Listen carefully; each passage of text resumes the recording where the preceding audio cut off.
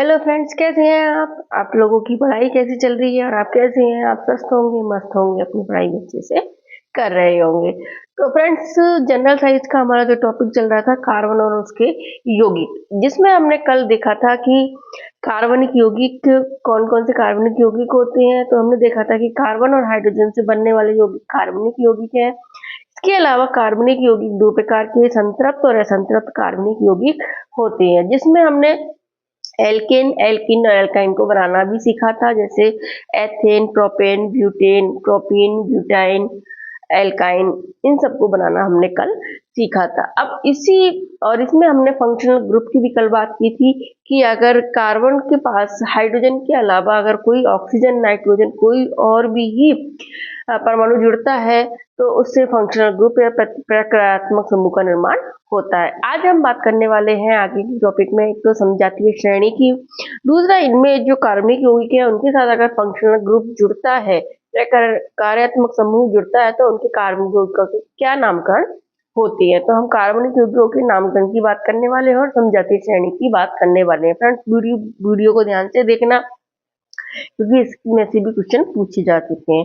अब सबसे पहले देखते हैं हम समजातीय श्रेणी। समजातीय श्रेणी क्या होती है? यौगिकों की ऐसी श्रृंखला जिसमें कार्बन श्रृंखला में स्थित हाइड्रोजन को एक ही प्रकार का फंक्शनल ग्रुप या प्रकार्यात्मक समूह प्रतिस्थापित करता है, समजातीय श्रेणी होती है। इसका मतलब ये हो गया कि अगर दो कार्बन के दो यौगिक हैं, उनमें से अगर दोनों यौगिकों को एक ही फंक्शनल ग्रुप द्वारा हटाया जाता है या फिर प्रतिस्थापित हाइड्रोजन समूह को प्रतिस्थापित किया जाता है तो उन श्रेणियों को हम समजातीय श्रेणी कहते हैं।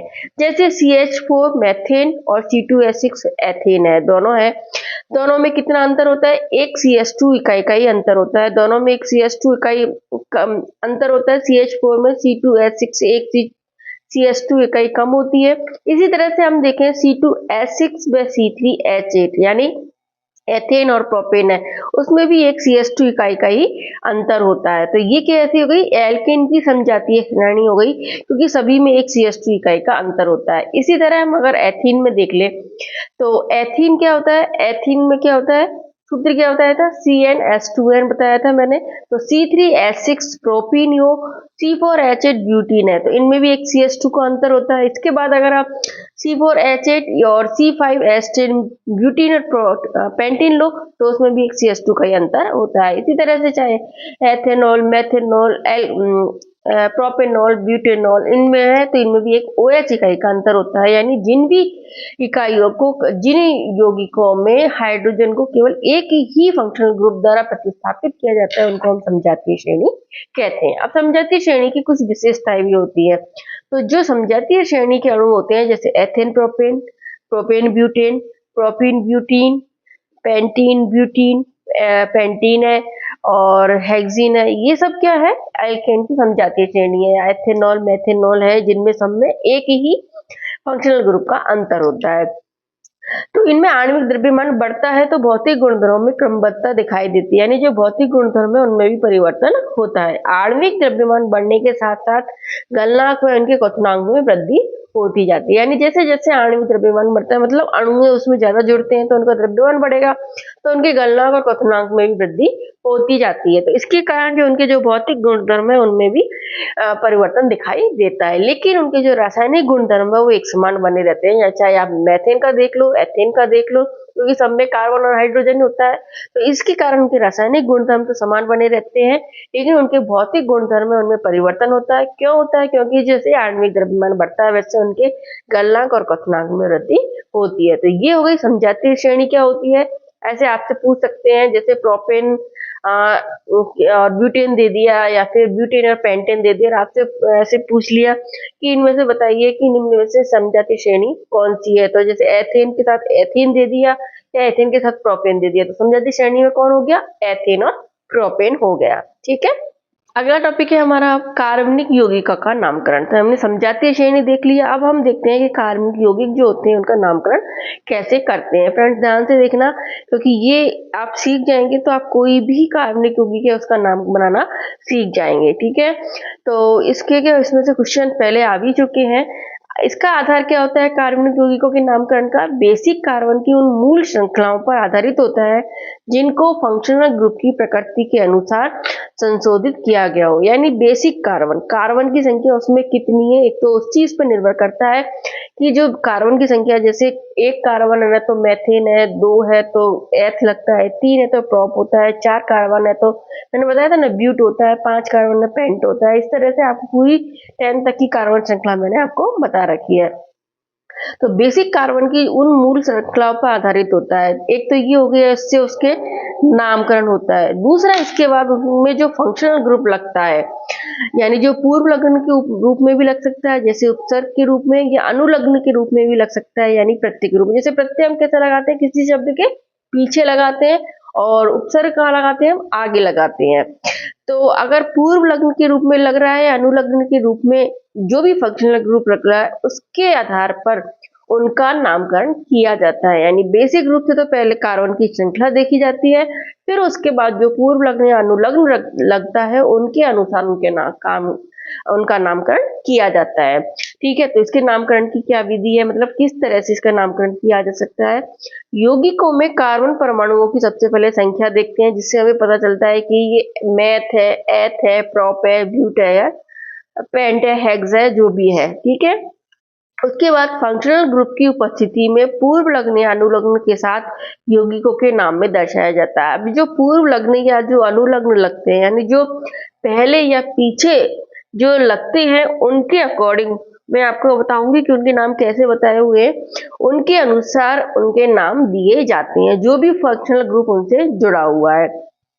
फंक्शनल ग्रुप या प्रकार्यात्मक समूह का नाम अनुलग्न के आधार पर, अगर अनुलग्न पूर्व लग्न के आधार पर तो वो पहले जुड़ जाते हैं, लेकिन अनुलग्न के आधार पर अगर दिया जाता है, फंक्शनल ग्रुप प्रकारात्मक समूह का नाम अनुलग्न के आधार पर अगर दिया जाता है, तो प्रकारात्मक समूह जो होता है या फंक्शनल ग्रुप जो होता है, उसके अनुलग्न नाम स्वर में AEIOU से प्रारंभ होता है, तो कार्बन श्रृंखला के नाम के अंत का ई हटाकर सही अनुलग्न से संशोधित करते हैं।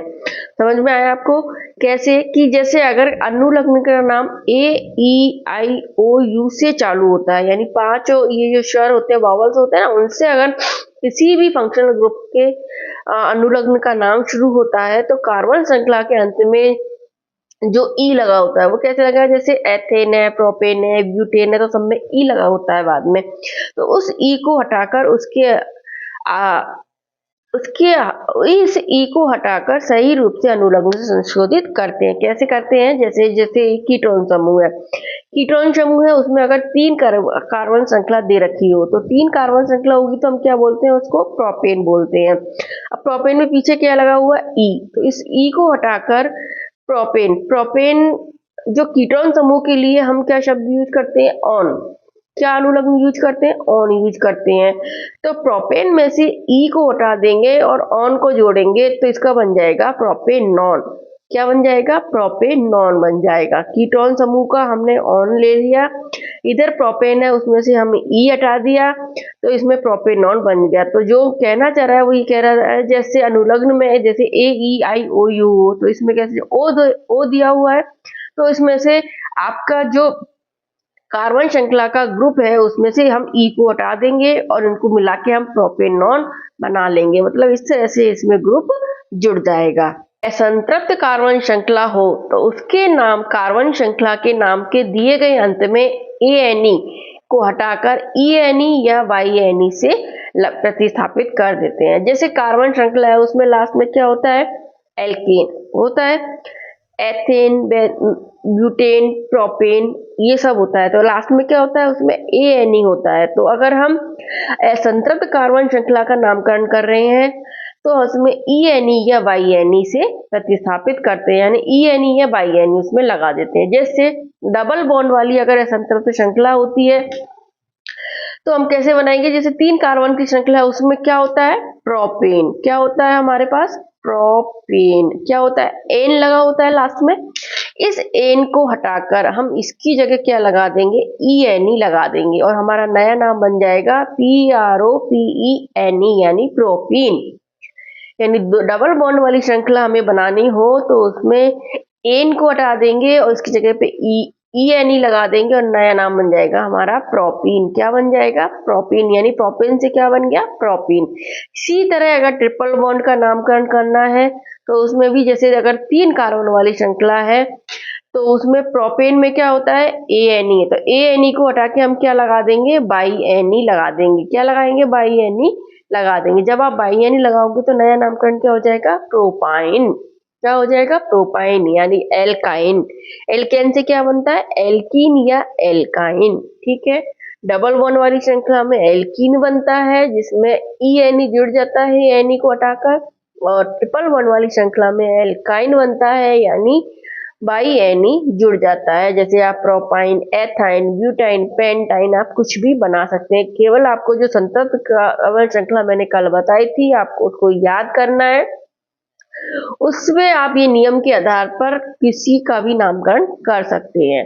अब हम NCERT में एक श्रृंखला दे रखी है, यौगिकों के प्रकार दे रखे हैं, कौन सा अनुलग्न या पूर्व लग्न लगेगा और उसके एग्जाम्पल दे रखे हैं, और इन एग्जाम्पल्स में से ही पहले क्वेश्चन पूछे गए हैं तो आगे भी इनसे पूछने की संभावना है। देखें यौगिकों के प्रकार, जैसे अगर हेलो एल्केन, हेलो एल्केन में कौन से हो गए? एल्केन तो हमारा जो हो गया एथेन, मेथिल, प्रोपेन, ब्यूटेन हो गया। हेलो, हेलो मतलब हेलोजन होते हैं जिसमें कौन आता है? फ्लोरीन, क्लोरीन, ब्रोमो, ब्रोमीन और आयोडीन आते हैं, जिनमें मुख्य रूप से क्लोरो और क्लोरीन या ब्रोमीन का यूज किया जाता है। जो क्लोरीन या ब्रोमीन जो एल्केन के साथ जुड़ते हैं उनको क्लोरो या ब्रोमो के रूप में, पूर्व लग्न के रूप में जोड़ा जाता है। कैसे? क्लोरो या ब्रोमो के रूप में जोड़ा जाता है। अब आप देखो, जैसे इसमें उदाहरण दे रखा है 3 कार्बन श्रृंखला का। 3 कार्बन श्रृंखला में अगर हम प्रोपेन बनाएंगे तो प्रोपेन में क्या बनेगा? 3 कार्बन लिख देंगे, सबके साथ संयोजकता जोड़ देंगे। अब इसमें क्या हो गया? लेकिन अगर हम क्लोरो या ब्रोमो बना रहे हैं, जैसे क्लोरोप्रोपेन बना रहे हैं, तो इसमें यहाँ से जो H समूह यहाँ जुड़ा हुआ था, इस H समूह को हम हटा देंगे और इसके स्थान पर हमने क्लोरीन जोड़ दी। यहाँ से हमने H समूह हटा दिया। सबसे पहले ध्यान रखना, फर्स्ट कार्बन जो होता है उस पे से हाइड्रोजन समूह को हटाया जाता है। तो इस पे से हाइड्रोजन हटा दिया, क्लोरीन इस पर जुड़ गया, तो क्या नाम बन गया इसका? क्लोरोप्रोपेन। क्या बन गया? क्लोरोप्रोपेन। नाम कैसे बनाते हैं? हेलो एल्केन यानी क्लोरोप्रोपेन। क्या बन गया नाम? क्लोरोप्रोपेन। इसी तरह से अगर ब्रोमो बनाना चाहे तो इसमें भी वही प्रोपेन का उदाहरण दे रखा है। 3 कार्बन है, 3 कार्बन के सबसे संयोजकता हाइड्रोजन से हमने ऐड कर दी। उसके बाद जो फर्स्ट कार्बन है उसकी में से हाइड्रोजन ग्रुप को हटाकर उसके स्थान पर ब्रोमीन जोड़ दिया, तो इसमें क्या बन गया? ब्रोमोप्रोपेन। क्या बन गया इसका ग्रुप? ब्रोमोप्रोपेन इसमें बन गया। इसी तरह से आप ब्रोमोब्यूटेन बना सकते हैं, ब्रोमोपेंटेन बना सकते हैं, क्लोरो एथेन बना सकते हैं, chloro propane, chlorobutane, chloro pentane ऐसे बना सकते हैं। यानी कैसे भी आप कोई भी जैसे शब्द बना सकते हो, उसमें केवल जो कार्बन श्रृंखला, फर्स्ट कार्बन श्रृंखला पे से हाइड्रोजन हटा के उस पर हेलोजन जोड़ देंगे और ये में पूर्व लग्न के रूप में क्लोरो या ब्रोमो लग जाएगा। जैसे मैं आपको एक उदाहरण बता दूं इसमें, जैसे हम ब्यूटेन का उदाहरण ले लें। ठीक है, ब्यूटेन में कितने कार्बन होते हैं? 4 कार्बन होते हैं। इनकी संयोजकता सबके कितने? 1 कार्बन के 4 डंडे, तो सबके डंडे सेट करो, कितने हो गए? इस तरह से इसमें ये लगे रहते हैं। ठीक है, अब इसमें एक संयोजकता हमारी बच रही है, तो इस जगह पे जो हाइड्रोजन लगी है उसको हटाकर हम यहाँ पे क्लोरीन या ब्रोमीन जोड़ देंगे। ठीक है, अब इसमें पहले आप कार्बन श्रृंखला से देखो नामकरण, 1 2 3 4, कितने 4 कार्बन है इसमें? 4 कार्बन को हम क्या बोलते हैं? ब्यूट। क्या बोलते हैं? ब्यूट। तो एल्केन वाली श्रृंखला है, हम इसको क्या बोलेंगे? ब्यूटेन बोलेंगे। ब्यूटेन है लेकिन इसमें हमने अब क्या लगा दिया? हाइड्रोजन की जगह क्लोरीन या ब्रोमीन लगा दिया, तो हम इसको क्या बोल सकते हैं?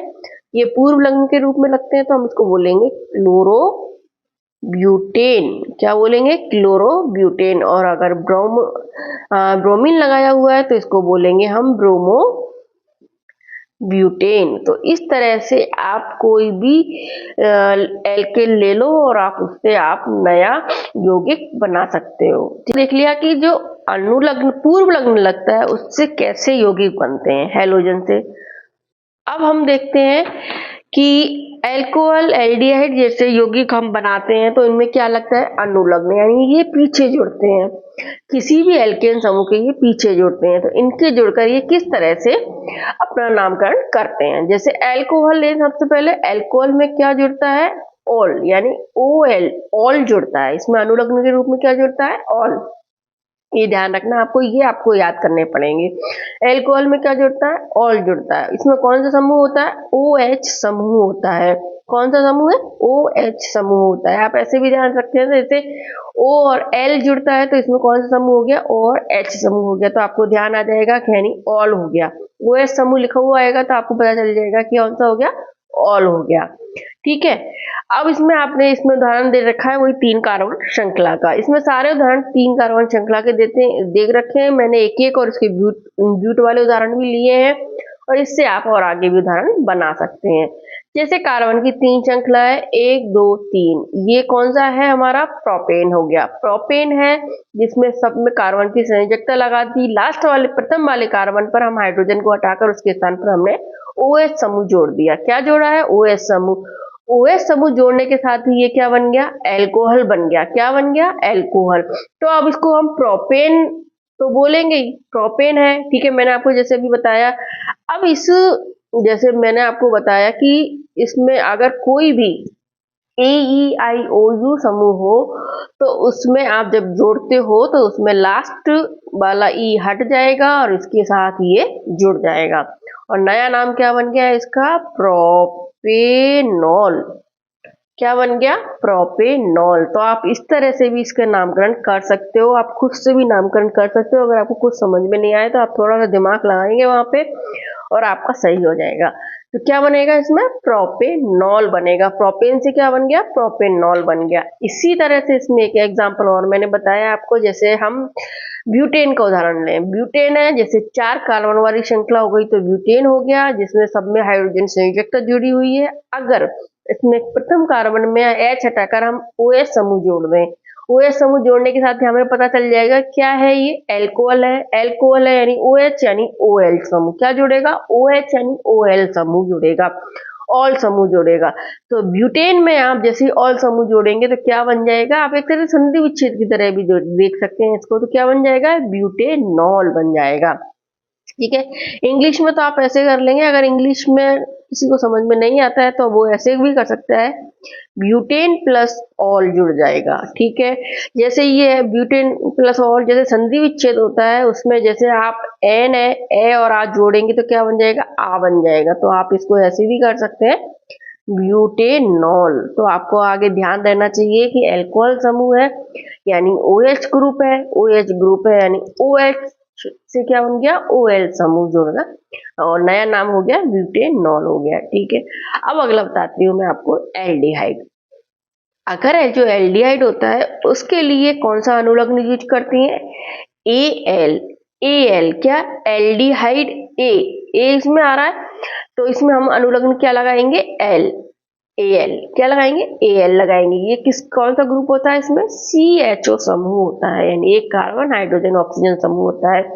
एल्डिहाइड के लिए हम कौन सा समूह यूज करते हैं, CHO समूह होते हैं। अगर आपको कोई संरचना में CHO समूह दिख रहा है तो उसमें जो एल्केन है उसमें क्या लग जाएगा, AL समूह लग जाएगा। क्या लग जाएगा, AL अनुलग्न लग जाएगा। कैसे बनेगा, जैसे 3 कार्बन वाली श्रृंखला इसमें दे रखी है, पहले आपके जो पीछे के जो कार्बन है उनको संयोजकता पूरी करो। प्रथम कार्बन है उसका फर्स्ट जो कार्बन है उस कार्बन में सबसे पहले हम CHO समूह जोड़ेंगे। तो CHO समूह कैसे जोड़ेंगे, तो C कार्बन लगा हुआ है उसी का, उसमें हम ऑक्सीजन जोड़ देंगे। क्या जोड़ेंगे, ऑक्सीजन जोड़ देंगे। H तो उसमें होता ही है, क्योंकि इसमें 3 H होते हैं हमारे पास, लेकिन ऑक्सीजन जो होता है उसके पास पहले ही डबल बॉन्ड होता है, तो इसकी दोनों संयोजकताएं कार्बन यही पूरी कर लेगा ऑक्सीजन के साथ। तो ऐसे अगर बनता है C डबल बॉन्ड OH समूह, यानी ये हो गया हमारा CHO समूह जुड़ गया इसमें। तो नाम क्या बन गया इसका, प्रोपेनेल। एल्डिहाइड में कौन सा होता है, एल होता है, तो प्रोपेन प्लस एल जुड़ा क्या बन गया, प्रोपेनेल बन गया। इस तरह से ध्यान रखना आप। एल्डिहाइड के लिए एल्डिहाइड यानी एल यूज करते हैं, इसमें CHO समूह होता है, और जहां आपको CHO समूह दिखा आपने उसमें जो एल्केन होती है उसमें एल जोड़ दिया और आपका नाम हो जाएगा सही, यानी प्रोपेनेल। प्रोपेन प्लस एल बराबर प्रोपेनेल। आप हिंदी इंग्लिश में आप संधि विच्छेद करके भी बना सकते हैं। ऐसे इसका अगला उदाहरण दे रखा है, जैसे ब्यूटेनेल। ब्यूटेनेल है तो कार्बन की संख्या कितनी हो गई, 4 हो गई। आप ध्यान रखना 1 2 3 4, पहले जो पीछे के सब कार्बन है उनकी कार्बन श्रृंखला हाइड्रोजन श्रृंखला से संयोजकता पूरी कर दो। फर्स्ट कार्बन है उस पर ऑक्सीजन समूह हम जोड़ देंगे, जैसे ही ऑक्सीजन समूह जोड़ेंगे इसका नाम हो गया CHO ग्रुप हो गया इसमें। और जैसे ही CHO ग्रुप हुआ इसका नामकरण कैसे हो जाएगा, ब्यूटेन से CHO ग्रुप जुड़ते इसमें एल हो गया, एल हो गया तो ब्यूटेनेल हो गया। इस तरह से आप पेंटेनेल, हेक्सेनेल, हेप्टेनेल जो भी है, जो भी अगर आपको दे, एथेनेल आप बना सकते हैं। आपको ये भी समझ में आ गया। अब अगला समूह है इसमें कीटोन समूह। कीटोन समूह को उदाहरण में पहले भी बता चुकी हूँ, और इसमें दे रखा है group ketone. Ketone, tone, on, tone यानी ऑन, टोन यानी ऑन। आप कैसे ध्यान रखेंगे, कीटोन है तो उसमें अनुलग्न लगेगा ऑन, टोन यानी ऑन लगेगा। तो ऑन के लिए हम C डबल बॉन्ड O समूह यूज करते हैं। कौन सा, C डबल बॉन्ड O समूह यूज करते हैं, यानी केवल उसमें एल्डिहाइड में तो H था तो आप H भी यूज करते हो और डबल बॉन्ड O भी होगी, ऑक्सीजन भी यूज करते हैं। इसमें केवल ऑन है तो केवल हम ऑक्सीजन ही यूज करते हैं। बोलने में भी आ रहा है जैसे ऑन, ऑन यानी ऑक्सीजन यूज करते हैं। तो C डबल बॉन्ड O समूह है तो आप पहचान जाना कि वो कीटोन समूह होता है। अब इसका उदाहरण देखें, जैसे प्रोपेन, हमारा प्रोपेन होता है 3 कार्बन वाली श्रृंखला यानी प्रोपेन इसको बोलती हैं। इसमें किसी भी कार्बन के साथ आप ऑक्सीजन जोड़ सकते हैं। तो जैसे अगर बीच वाली कार्बन के साथ हमने ऑक्सीजन जोड़ दिया तो CH है, C डबल बॉन्ड O और फिर इसी संयोजकता पूरी करती तो प्रोपेन प्लस ऑन जोड़ेंगे तो क्या बन गया, प्रोपेनॉन बन गया। क्या बन गया, प्रोपेनॉन। E हट गया, उसके स्थान पर इसमें ऑन जुड़ गया तो क्या बन गया, प्रोपेनॉन बन गया। इसी तरह से आप ब्यूटेन बना सकते हैं। कार्बन की 4 श्रृंखला ले लो आप, तो यानी ब्यूट हो गया। आपको पता चल गया कार्बन की 4 श्रृंखला यानी ब्यूटेन नाम हो गया। इसमें आपने ऑन है यानी केवल ऑक्सीजन डबल बॉन्ड के साथ जोड़नी है, ऑक्सीजन जोड़ दी तो आपको पता चल गया ये कौन सी श्रृंखला हो गई, ब्यूटेनॉन। क्या हो गई, ब्यूटेनॉन। और अगर इसके स्थान पर अगर H और जुड़ जाता O के साथ तो क्या बन जाता, एल्डिहाइड, जिसके नाम में भी आ रहा है एल, एल्डिहाइड यानी एल, और CHO समूह यानी हाइड यानी H समूह भी उसमें जुड़ रहा है। तो आप इस तरह से थोड़ा अपने माइंड को सेट करके आप बता सकते हैं कि कीटोन समूह हो गया, एल्डिहाइड हो गया, एल्कोहल में वापस से बता देती हूँ, एल्कोहल, हॉल यानी ऑल जुड़ेगा, OH समूह होता है उसमें। एल्डिहाइड, एल्डिहाइड यानी एल्डिहाइड यानी एल समूह जुड़ेगा, इसके नाम में बोल रहा है, और इसमें हाइड भी है यानी हाइड्रोजन समूह भी साथ में आएगा, यानी CHO समूह ग्रुप इसमें जुड़ता है। कीटोन, कीटोन है यानी टोन यानी ऑन, तो इसमें केवल ऑक्सीजन नहीं, इसमें केवल ऑन यानी ऑक्सीजन जुड़ रही है, तो इसमें कार्बन से केवल डबल बॉन्ड वाली ऑक्सीजन जुड़ रही है। तो आप इस तरह से आप एल्केन श्रेणी से आप कोई भी नामकरण कर सकते हैं। कार्बोक्सिलिक अम्ल, क्या है कार्बोक्सिलिक अम्ल, इसमें क्या जुड़ता है, लिक यानी ओइक एसिड। क्या जुड़ता है, ओइक अम्ल, अम्ल है तो अम्ल तो हो ही जाएगा। कार्बोक्सिलिक यानी ओइक, क्या जुड़ता है, कार्बोक्सिलिक यानी ओइक एसिड, नाम से ही पता चल जाएगा आपको ओइक एसिड। और इसमें कौन सा समूह है, तो ओइक और इक यानी COOH समूह इसमें जुड़ता है। क्या डबलता है, COOH समूह जुड़ता है, यानी ओइक यानी और भी ऑक्सीजन चाहिए, कितनी चाहिए, COOH यानी 2 ऑक्सीजन इसको चाहिए, और H समूह जुड़ता है। पूरा ग्रुप क्या जुड़ता है इसमें, COOH ग्रुप इसमें जुड़ता है। आप जैसे प्रोपेन है, प्रोपेन में 3 कार्बन ले लिए, पीछे वाले कार्बन की संयोजकता पूरी कर दी हाइड्रोजन से। फर्स्ट कार्बन है उस पर एक तो डबल बॉन्ड ऑक्सीजन बना लेगी, एक इसमें OH ग्रुप जुड़ जाएगा और क्या बन जाएगा, COOH बन गया। तो इसकी संयोजकता भी पूरी हो गई और हाइड्रोजन इसमें लगाने की जरूरत ही नहीं है, क्योंकि कार्बन के पास कितने हो गए, 2 3 4 हो गए। तो प्रोपेन के साथ ओइक जुड़ा, तो क्या बन गया, प्रोपेनोइक अम्ल बन गया। क्या बन गया, प्रोपेनोइक अम्ल बन गया। इसी तरह ब्यूटेन इसमें अगर लिया तो हमने, जैसे कार्बन है, 4 कार्बन की श्रृंखला हो गई, लास्ट वाले जो प्रथम वाले कार्बन है उस कार्बन पर ऑक्सीजन और OH समूह जुड़ जाएगा, यानी COH समूह हो गया। COH समूह हो गया तो ब्यूटेन प्लस ओइक अम्ल जुड़ा तो क्या बन गया, ब्यूटेनोइक अम्ल बन गया। तो इस तरह से आप पेंटेनोइक, हेक्सेनोइक, कोई भी ऑक्टेनोइक कुछ भी बना सकते हैं। एथेनोइक बना सकते हैं, एथेन के साथ COOH समूह जोड़ोगे एथेनोइक बन जाएगा। आपको बस ये ध्यान रखने हैं, आपको ग्रुप याद करने हैं, उनके अनुलग्न और पूर्व लग्न है वो याद करने हैं। आप बनाना खुद से 1-2 बार प्रैक्टिस करोगे आपको आ जाएगा। अब हम आगे बात करते हैं असंतृप्त कार्बन श्रृंखला वाले अणुओं की। तो असंतृप्त कार्बन श्रृंखला वाले अणु मैंने आपको बताए थे कि जैसे एल्केन है, एल्कीन होते हैं जिनमें क्या होती है, डबल बॉन्ड होता है। क्या होता है इनके अंदर, डबल बॉन्ड होता है, ठीक है। डबल बॉन्ड होता है तो इसमें जो हमारी एल्कीन होते हैं उनमें से ANE को हटा के हम क्या जोड़ देते हैं, ENE जोड़ देते हैं। यानी ANE होता है, प्रोपेन होता है, उसमें से ANE को पीछे को हटा दो और उसके अनुलग्न लगा दो ENE, यानी प्रोपीन हो गया। फिर तो जैसे कार्बन की 3 श्रृंखला ले ली, इसमें कार्बन कार्बन कार्बन, तो एक कार्बन के बीच में इसमें डबल बॉन्ड आ गया। डबल बॉन्ड आते ही इसमें एक हाइड्रोजन की संयोजकता कम हो जाएगी, क्योंकि इसकी संयोजकता डबल बॉन्ड से पूरी हो रही है। तो इसका नाम क्या हो गया, प्रोपेन से क्या बन गया, प्रोपीन। क्या बन गया, प्रोपीन। इसी तरह ऐसे आप ब्यूटीन बना सकते हैं, पेंटीन बना सकते हैं, एथीन बना सकते हैं, आप कुछ भी बना सकते हैं। एल्काइन है, एल्काइन के लिए क्या किया, इसमें क्या होता है, ट्रिपल बॉन्ड होते हैं। इसमें क्या होते हैं, ट्रिपल बॉन्ड, और इसमें जो अनुलग्न लगता है क्या बनता है, बाई एन लगता है। इसमें ANE की जगह क्या लगाएंगे, बाई NE लगाएंगे। सबसे पहले 3 कार्बन जोड़ो एक दूसरे के साथ, 2 कार्बन के बीच इसमें ट्रिपल बॉन्ड आ जाएगा, और जो बचे हुए कार्बन है उसकी संयोजकता पूरी कर दो। अब आप देख लो किसकी संयोजकता, इनके ट्रिपल बॉन्ड लगाने के बाद कितनी और कार्बन हाइड्रोजन चाहिए, जितने आप जोड़ दो। जैसे इस कार्बन के लिए 3 कार्बन ये हो गए, एक हाइड्रोजन जुड़ गई, इस बीच वाले कार्बन के पास 3 कार्बन और एक इधर वाले कार्बन से संयोजकता पूरी हो गई। तो ये क्या हो गया, प्रोपेन है। प्रोपेन में हमने जैसे ही ट्रिपल बॉन्ड लगाया बन गया प्रोपेन से प्रोपाइन। क्या बन गया, प्रोपाइन। इसी तरह से आप ब्यूटाइन भी बना सकते हो। जैसे कार्बन कार्बन है, 3 कार्बन ले लिए, उसमें से किसी भी 2 कार्बन के बीच में आपने ट्रिपल बॉन्ड लगा दिया। ट्रिपल बॉन्ड लगाने के साथ ही वो आयन में परिवर्तित हो गया, और ब्यूटेन से क्या बन गया, वो ब्यूटाइन। क्या बन गया, ब्यूटाइन बन गया।